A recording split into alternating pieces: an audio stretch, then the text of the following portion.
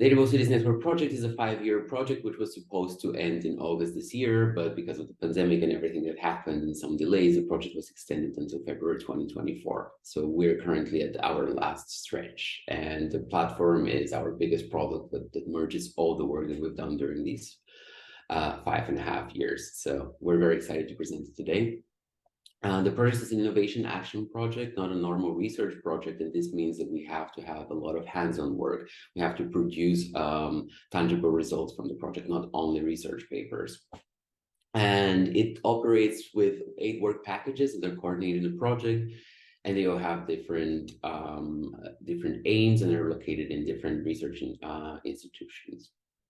And we have 35 international partner organizations, and approximately 100 individuals are funded by the project, myself included. So what is the project's mission? It is to mainstream edible city solutions for more socially inclusive, sustainably productive, biodiversity-friendly, resilient, and healthy cities.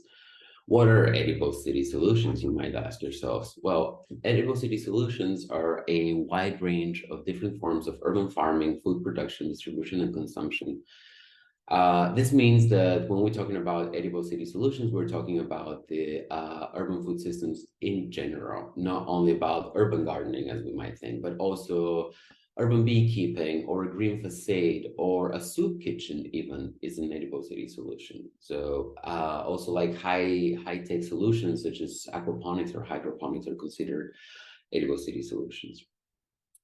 These edible city solutions are combined with closed-loop systems for sustainable water, nutrient, and waste management, and measures to foster urban biodiversity. And the idea is that we want to close loops and have sustainable cities that are self-sufficient and raise people's awareness in where food comes from. So the benefit of edible city solutions over regular natural-based solutions is that it breaches a little bit this gap between the social dimension and natural-based solutions. So basically, it goes further down into this social dimension. And people are their own, they have the possibility to create their own cities. And as we're saying here, we want to induce a paradigm shift of lifestyle where people are actively transforming their environment. And this is done through these co-created communities of knowledge and practice, which are at the heart of our project. So the project has 11 cities all over the globe. And you can see a list here on the right. And then in those 11 cities, there are 13 different city teams, which are the core of the project. There are 13 because in Berlin we have 3. And these city teams are formed with from out of actors of all levels. As you can see here, city administrators, planners, members of local NGOs and businesses. So we have very different points of view and very different expertises. And these people together, they go through a collective learning process, trying to work on edible city solutions, making city more edible, and co-develop a knowledge base with contributions from both theoretical and practical contexts, and listening to everyone's needs and being aware of exactly how can everything improve by including everyone's point of view. And the different cities have different roles. So we had cities that they were co-creating and testing edible city solutions in their living labs. So basically, those are cities where urban food systems were a little bit more further developed already, and then they applied certain edible city solutions and experimented with them and monitored that. And each living lab had a specific focus. For instance, in Berlin, we were tackling social injustice when neighborhoods that had a little bit that had a very diverse socioeconomic background. Or in Oslo, they tried to help startups that were dealing with edible city solutions. Whereas other set of cities were co-developing sustainable master plans for edible cities of the future, which means that using what was learned in the living labs, they were trying to implement these master plans for the future, so their cities could walk the path towards being more edible. And this is a little bit what has been done in the project. And all the result of all of this, all the stories and everything you can find on the platform that we'll be introducing today. So just make sure to join it and enjoy the presentation. Okay, now I'm going to give the floor to Josep, and thank you.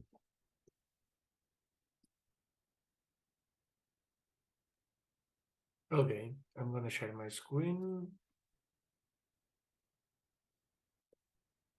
Okay, can you hear me? Can you see my screen? Yes. Okay, so thank you, Eddie, for your presentation, a very nice summary of 5 years of work. And yeah, today we will present the Edible Cities platform, which is one of the main outcomes of this 5-year project, because the Edible Cities platform at the end is the merge of the 3 other smaller outcomes of the project, which are the Edible City Toolbox, the marketplace, and also the community management tools. At some point of the project, we realized that it was not sustainable having 3 different platforms, so we decided to merge all of them in one platform to rule them all. And this is the Edible Cities platform that we present today. So I'm Josep Pueyo-Ros from the Catalan Institute for Water Research. We were in charge of developing this platform along with other partners of the project, mainly Uber, but also University of Ljubljana. And I won't mention all of them because I probably forgot someone, so I prefer not to do a larger list. Okay. Now the slide moved. Okay, as I was saying, the EditionNet platform, the Edible Cities platform, is one of the, in my opinion, the main outcomes, one of the 2 main outcomes of the project. And the other one is the Edible Cities network. One of the goals of the project was creating a network of edible cities. And the platform, I think the goal of the platform is using this Edible Cities network to be a long-term network and to really be a connection of cities, no? And so for this, the goal of the EditionNet platform is enhancing connections and catalyzing this network, no? And using a decentralized, user-centered approach. And for that, we mean that the structure of the platform is there, but the content of the platform is supposed to be created by the users. It's a platform to share, to connect, to talk, so this is because it's a user-centered approach, no? Because all the content is created and must be and will be created by users. And just to do a clarification, in the top you can see a couple of definitions about edible city solutions and edible city initiatives. Eddie has explained it very well what edible city solutions are in a project. And in the platform, as a result of joining the marketplace and the EditionNet toolbox, we differentiate between edible city solutions and edible city initiatives, which are edible city solutions are the products and activities and the services, as I explained, the beekeeping farms, urban gardens, but also community kitchens, all these kind of things are edible city solutions. But the edible city solutions are run by people. And these people is organized in edible city initiatives, as we call it in the platform. So edible city initiatives are the organization, formal or informal organizations of people that run and manage the edible city solutions. This is how we structured the platform in these 2 kind of I don't know how to say, concepts. Okay, and so what is the Edible Cities network? Not the platform, the Edible Cities platform, sorry. So the Edible Cities platform is also an online network, a network of initiatives and solutions. This is why I wanted to clarify what are initiatives and what are solutions. And here, for instance, we have a catalog or an atlas of these initiatives and these solutions that we can look for it by name, by location, through the map, but also using more sophisticated filters that are available in the platform.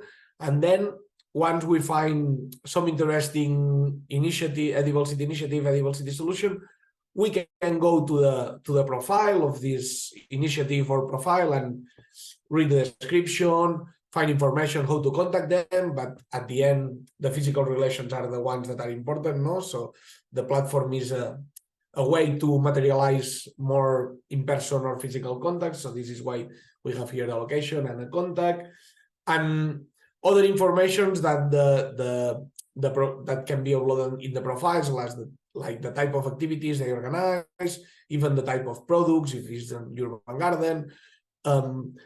Other users can leave comments in form of reviews or just comments or whatever the users they want, just to interact with this profile. But a part of a network of initiatives and solutions, the Edible Cities platform is also a network of people. People is behind the platform. These are some of the users that are registered to the platform and created a public profile, because you can register and not doing a public profile, so then you are invisible. This can be interesting if you are only interested in creating profiles for your Edible City solutions. But if you want, you can create a public profile and other users can find you, can contact you, and here we expect that interesting things can born, no? But facilitating contact between urban food enthusiasts, to say somehow. All the users can have this kind of profile with a description, a photo. You can see here this handsome guy, and with the contact info that is optional, of course. If you don't want to be contacted, you can just not put your email, your contact email, or your social networks. In case you have some expertise that can be useful to other users, you can enter here your expertise. If you have some needs, you can also enter here your need. You can say I don't have any need. Probably this is not true, but I just don't enter it. And the languages you speak to help people that need contact to you in which language they should do. This network of people can also be organized in what we call communities or groups, which are thematic groups that any user can create. And once you create a group or community, you are the responsible of managing this group. So moderating content and these kind of things. Remember, this is a user-centered platform, no? So, for instance, here we have a group of Catalan edible cities. We also have a monitoring group, a group to share vegetable recipes. And here is what the groups look like. If we enter, here is the group of the vegetable recipes, and it's just a forum where users can enter their comments, their messages, share their resources, whatever they want to do in these groups, no? But the important thing is a group is a community around a topic. But the Edible Cities platform is also a network of knowledge, mainly to share knowledge. And this is going through the resources page.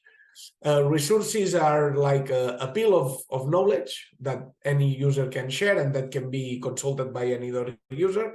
And this can be articles, scientific articles, but also from the news, videos, software, blogs, anything that can be interesting in terms of enhancing urban food systems and edible cities. So, for instance, here we can see one of these resources, one of these piles, which is a video of a urban agriculture workshop called Availability and Creativity for Urban Food Initiatives. Here there is some description, the video, and also some other interesting links. And other users can like this, so other users can see how nice is this, or if the creator of the resource can get some feedback about the interest that it awakes in other users, no?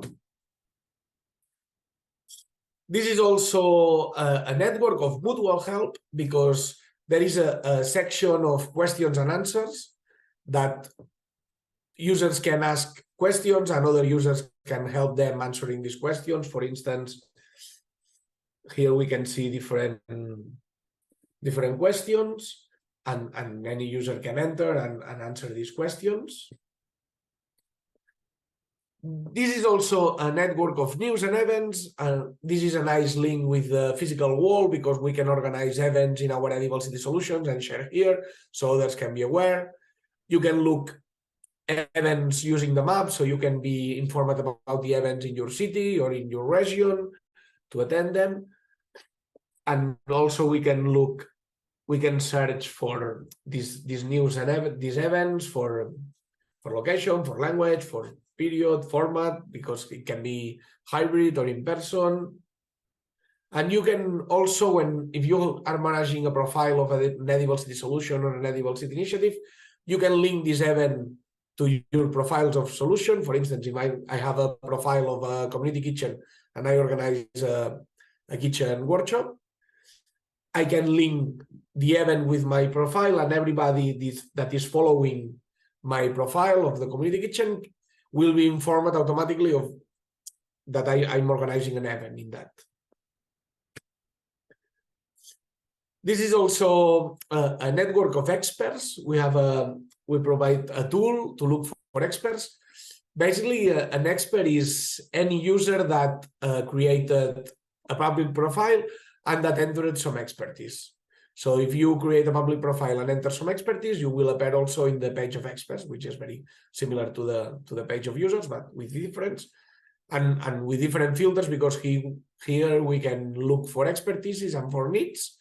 And we will find if we need, I don't know, for instance, some advice on anything on fertilizers, for instance, we can look for an expert in fertilizers here and just write an email, or maybe if this is a consulting services, we can contract the services. I don't know.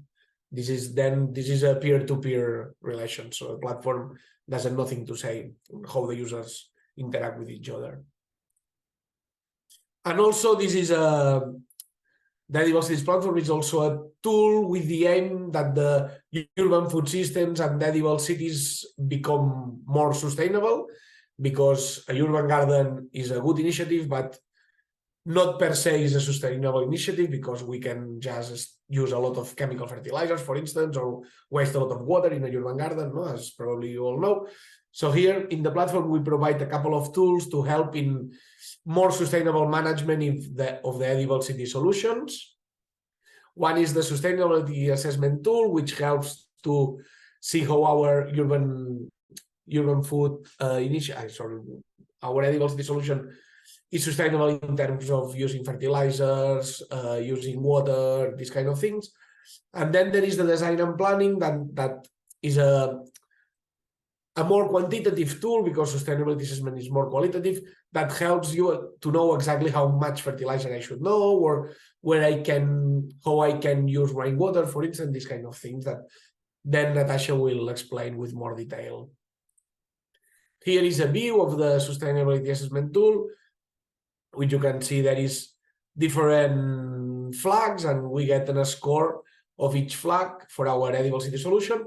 And we can compare our solution with other solutions, or with an average of our city, or with an average of other solutions of the same type. So we can see how we position in terms of a larger group, no, or another specific solution, because sometimes, I don't know, it's interesting, no, to compare with others to see what we are doing better or what we are doing worse, so we can improve. And here is a look at the design and planning tool, but I'm going fast because Nataša will dedicate some time to that. And finally, the Edible Cities platform is also a network to not lose anything, to be informed, to be aware of what is happening in our city or in the Edible City solutions or initiatives that we're interested. And for this, another interesting feature of the platform is the dashboard. This is a customized dashboard. So once you are registered in the platform, here you will see the Edible City solutions that you are following, or the next events that are in line with your interests, or these kind of things. So this is a dashboard that is adapted to the interests of the users. Okay, so now I showed you all the features that the Edible Cities platform is providing, but still you can be wondering, okay, but why should I be part of this platform? No, but why this is interesting for me?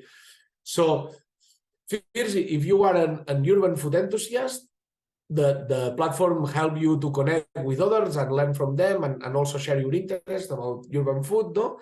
And also you can be aware of what is happening in your city. If you are an edible city initiative, I don't know, an NGO, for instance, or a small company running urban gardens, you can promote your activities, products, and services. You can create synergies with other initiatives. For instance, if I have a urban garden growing up strawberries, I can just find a small company producing strawberry jam in my city, and we can create some interchange and promote circularity of the products. I don't know, this kind of synergies, or other kinds of synergies, I don't know, because the options are infinite. And also you will get advice on how to be more sustainable using the tools that are provided with the platform. And if you work in a municipality, thanks to the Edible Cities platform, you will know who and what is in your city in terms of urban food initiative, in terms of urban food systems. You will get advice on how to plan a sustainable edible city solutions. You can just try to convert a neighborhood of your city in an edible neighborhood and see the outcomes in terms of benefit, but also in terms of needs, fertilizer needs, water needs, etc. And finally, you can create synergies with other edible cities, because at the end, the goal of the EdiCityNet project is create a network of edible cities. So we are interested in cities connecting each other and sharing experiences. Okay, thank you. Here you can see a link to the platform, ediblecitiesnetwork.com. You can enter, register if you are not registered yet. And here you can also scan this QR with your phone, and this is going to the same URL. So thank you, and the floor now is Nataša's, which will introduce the design and planning tool of the platform. Thank you very much. So I saw already there are some questions for the design and planning, and I will go through the tool and hopefully answer to your questions. Sorry, I'll just put this like this. So I will, well, first of all, this is, as Josep nicely put it, it's a joint work throughout years. And I will present you briefly the results of this joint work. The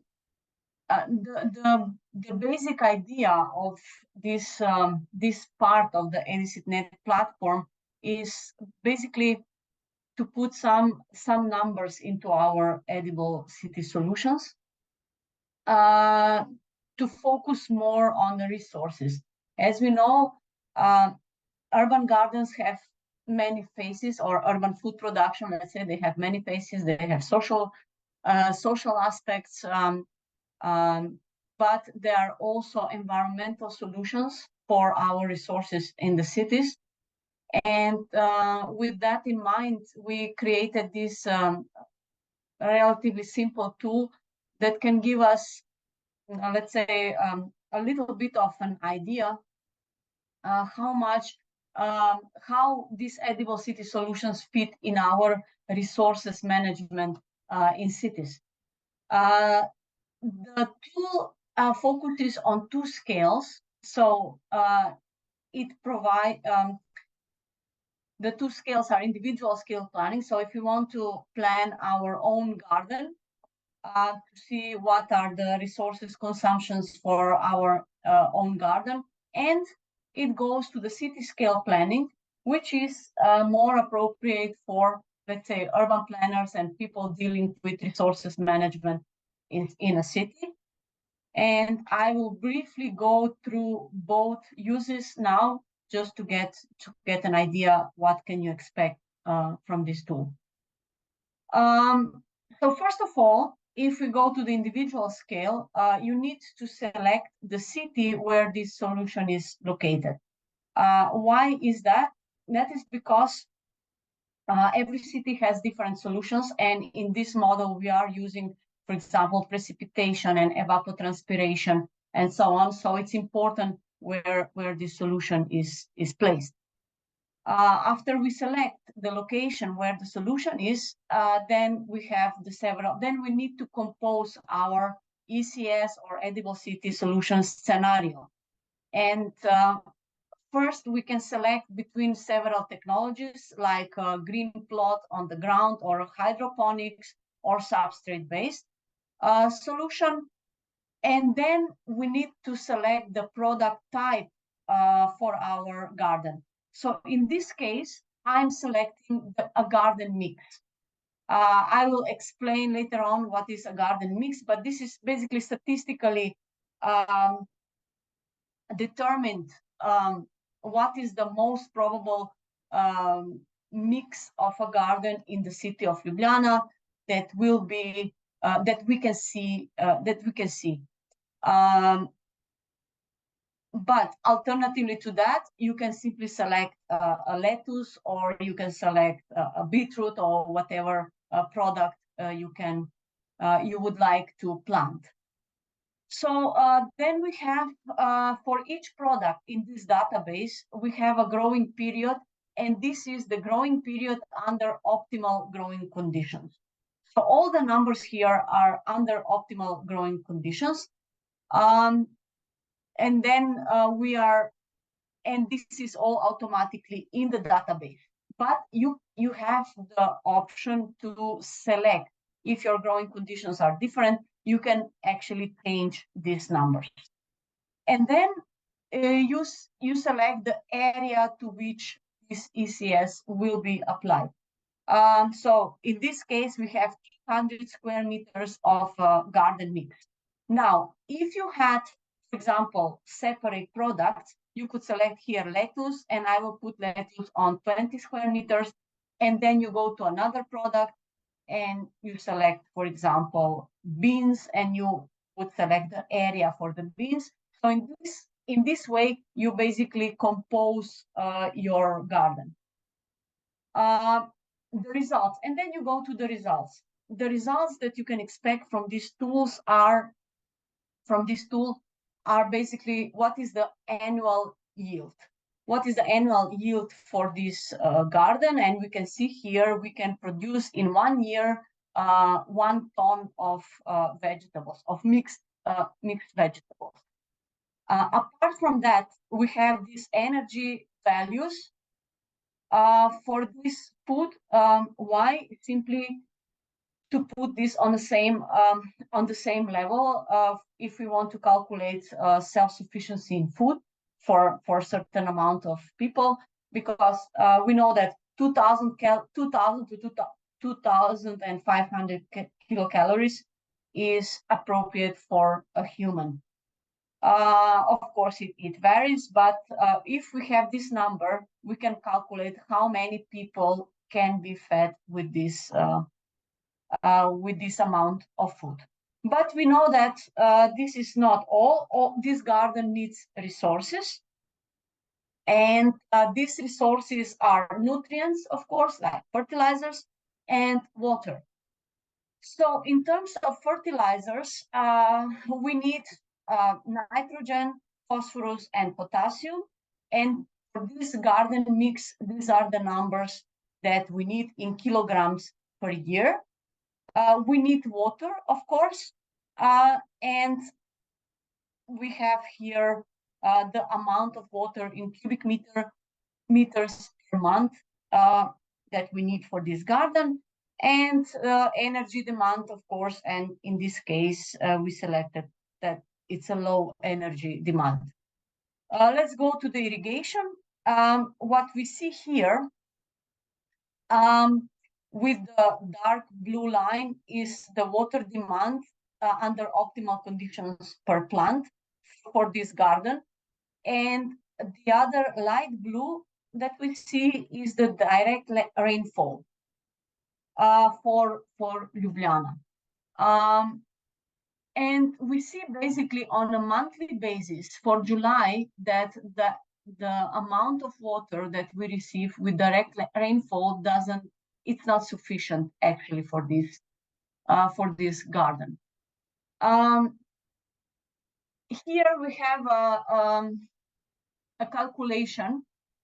If we select a rooftop, for example, and rainwater harvesting option, how much available water is there for this given roof?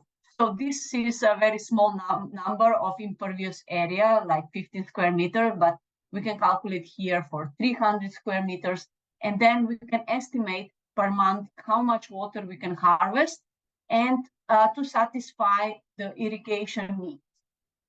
So this is an indicative value how much water we need to harvest for this plot. This is just informative. The direct rainfall is just informative because based on monthly values, it's very difficult to say whether this amount of water will be sufficient for our garden or not, because we definitely need the distribution of the rain, and we need to focus on rainfall events, not on summary amount of water that falls within a month, because all the water can fall within 1 week or within few days, and then we have a drought throughout the month. So this is really informative, but what we can use here is the rainwater harvesting option, and here you can play with this number. For example, if you increase this impervious area, for example, your roof, how much water you can harvest per month. What the final result of this tool is the fertilization. So how much fertilizer you need for your garden, how much fertilizer, and this amount is based on the optimal conditions for a plant, how much nutrients the plant needs to grow. And these nutrients are nitrogen, phosphorus, and potassium. So for example, we have here different types of fertilizers: kitchen waste, composted kitchen waste, garden greens, composted, of course, cow manure, horse manure, or chicken manure. So if I want, this graph tells me the following: if I want to satisfy all the needs for this plant for nitrogen, I would have to apply 1,400 kilograms, 1 ton of cow manure, and only, 400 kilograms of kitchen composted waste to satisfy this demand. And the same, if I want to satisfy the demands for potassium, I would have to apply 1.9, for example, tons of chicken manure to satisfy the need for potassium. So you can play with these numbers, how much fertilizers you need, but you can also estimate, for example, I can use composted 20% composted household waste, and the rest I can use 50% of composted greens. I can use 30% of cow manure of the whole needs, and then you get a calculation like this. So if you want to, if you apply this combination, so 20% of kitchen waste, 50% of greens, and 30% of cow manure, then this is the amount of this fertilizer that you would need to apply. So 293 kilograms of cow manure, 586 kilograms of greens, and 170 kilograms of kitchen waste to satisfy all the needs. These calculations are based to satisfy the needs for potassium, which means I will satisfy all the needs for potassium, but I will have a surplus of phosphorus and surplus of nitrogen. So it's difficult to find a fertilizer that will satisfy all the needs perfectly for all fertilizers. If you satisfy all the needs for potassium, then you will have more phosphorus and more nitrogen. But it's really up to you to play what kind of fertilizers you would like to apply and how much of the fertilizer you need. If you go to the web page, you have here a sign of information, okay?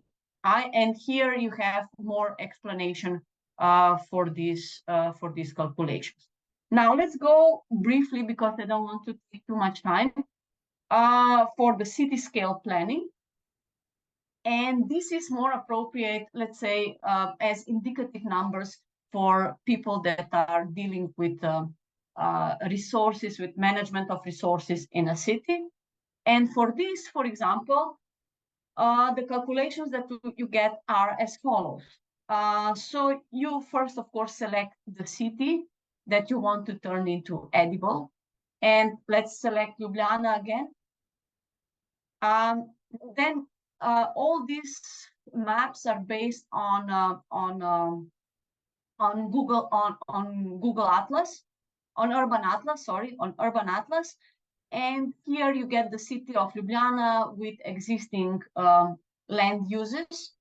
So you select a polygon where you would like to, or a neighborhood. Here with this icon, you can select your neighborhood where you want to implement your edible city solutions. And then, so this is your neighborhood. And then automatically you have this result here of the land uses and the amount of this, the area of these land uses that you would like to turn. So among other, you see here that you have arable land on the outskirts of Ljubljana, well, close to the city. You have arable land, and you want to turn all this arable land into edible city solution. So you have here calculation of the area, and then you select the method. Either it's hydroponic or it's another solution, and then you select your crops. So again, let's select a garden mix for Ljubljana, and the garden mix of Ljubljana looks like this. Again, as I explained previously, it's a mixture of most likely planted crops in Ljubljana, and the result here, you have the yield. So here you see it's a big space, and you get completely different numbers than individual scale. So you have some amount of food, and again, with this, you can see how many people you can actually, how many people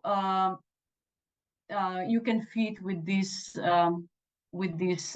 amount of food production. Again, this is based on optimal growing conditions. The resources demand. So for an urban planner, this is what is basically the interesting thing. How many resources you would need to plan for this urban garden. And of course, we have here nutrients and water. And if we go to irrigation, again, we see the same graph, and we see that we would need to supply, as a city, we would need to supply some water in the summer months because the precipitation is not enough and the demand is higher than the precipitation. So irrigation will be needed for this. And here you can select, for example, how many impervious area you can use for rainwater harvesting for the neighboring rooftops, for example. And in this table here, you can see how big, how much rainwater you can actually harvest to satisfy the needs for the water demands. And these are the numbers you can play with to change. Knowing your city, for example, as an urban planner, you know how many roofs you can, or other impervious areas you can use for irrigation. Another option that you can use is, of course, wastewater reuse. And here we just have okay, based on the number of inhabitants that can contribute there, you have the estimation how many wastewater you can basically reuse. But this is a subject of further treatment and designing the system for wastewater reuse that could be potentially used there. Again, we have fertilization, and here we have some interesting results. I will go directly to this table, not to explain again. So here you can see that if you apply half of the needed fertilizer, you can actually use 297 tons of organic waste, of composted organic waste in the city. So basically you can have a local space where you can compost the organic waste, and you can incorporate this as a sustainable use of the resources in your city, because you can actually reuse all this waste for the gardens that you are planning to do. Just to conclude, so basically this tool can help you in some orientation values that you can use for designing your individual garden, and then basically if you want to plan an edible city, and it can support urban planners, municipalities, local initiatives, and other stakeholders to make informed decisions when you want to plan your gardens. However, we should be aware of something. These are estimations. These are really, if you want to do the detailed planning, then you would need another iteration of calculations and design. But these are really informative numbers. So estimations. These tool estimations for irrigation and fertilization demand are really based on the optimal conditions. Okay, optimal, and we know that we don't live in optimal conditions. We have droughts, we have heavy storms, we have different weather conditions, and that's why we need site-specific information to do another iteration of more detailed planning. And of course, it would be good to have soil samples for nutrient analysis, and of course the assessment of water holding capacity of the soil. If we want to have more detailed planning for the water balance, we absolutely need daily data for the precipitation, and we would of course need at least a simple hydrological model to estimate the water balance of in the garden. So the tool is undergoing continuous updates, and you are mostly welcome to use the tool and to check the numbers and to write us back. Your feedback will be most valued. And of course, the calibration challenges are always there. As I said, the model is based on number of coefficients that need to be calibrated with time. So I will close my presentation with this, and kindly invite you to use the tool and to ask some questions. Maybe just one more thing. If you open the web page, there is a manual that you can actually use when using the tool.